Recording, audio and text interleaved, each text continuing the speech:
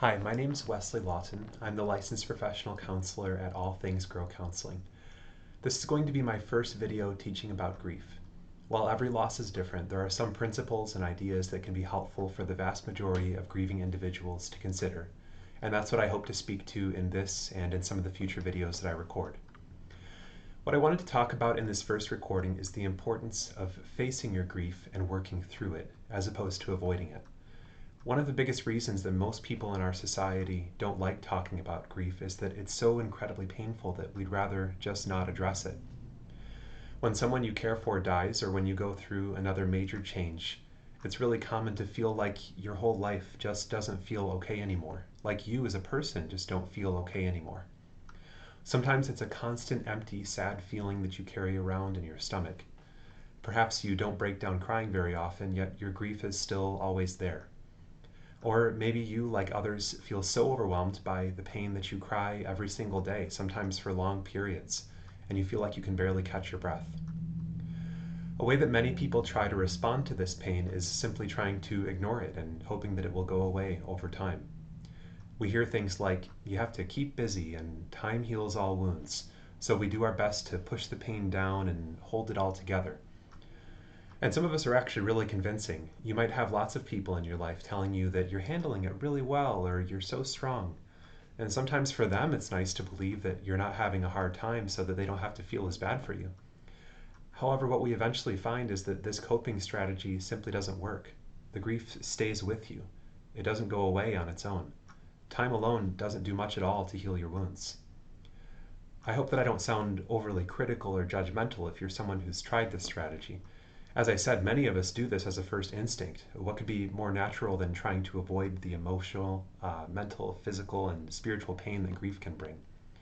Yet, avoiding the pain, whether by pushing it down or not talking about it or by staying busy, does nothing to truly avoid the pain. You carry it with you. It waits for you. It can negatively affect you in all kinds of ways, keeping you up at night, causing that feeling of constant sadness, sapping away your energy and your sense of motivation and making it hard to focus, among other things. Unfortunately, when it comes to grief, the only effective way to actually be less bothered by it is to do the thing that many of us least want to do. Instead of trying to avoid or outrun your grief, we need to slow down, turn, face, and address it. The only way out is through. I'll be honest about this. In the short term, this can be very difficult and painful. You'll still likely need to work through it in doses over a long period of time, and you'll need to work to find a healthy balance of feeling and allowing your grief while trying to stay engaged with your life and find things that can help provide some relief on your journey.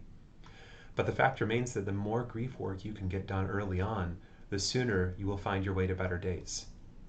And by the way, working through grief is not at all about forgetting the person who died or about how much you love them.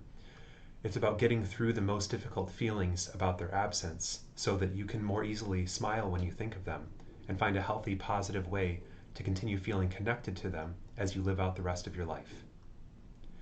As you're likely already aware if you're watching this video, working through grief can be one of the hardest things that many of us will ever have to do. No one can do it alone. Not everyone necessarily needs a mental health professional to help them. If you have a strong support system with people who know how to listen to you and be with you in the pain of your grief journey and know that they can't fix you, people who can process with you while you figure out how to adapt to your life, that can make an enormous difference. However, my experience is that most people aren't lucky enough to have that kind of support system. If you don't, it's really critical that you seek out support, ideally from others who have undergone a similar kind of loss to what you're going through, or a professional who has gained a lot of knowledge and experience helping grieving people. Even if you do already have a great support system, you may still greatly benefit from the guidance and attention that a therapist or a grief support group of some kind can provide, and from the tools that you can learn with them as you find your way through the many difficult challenges that can accompany a loss.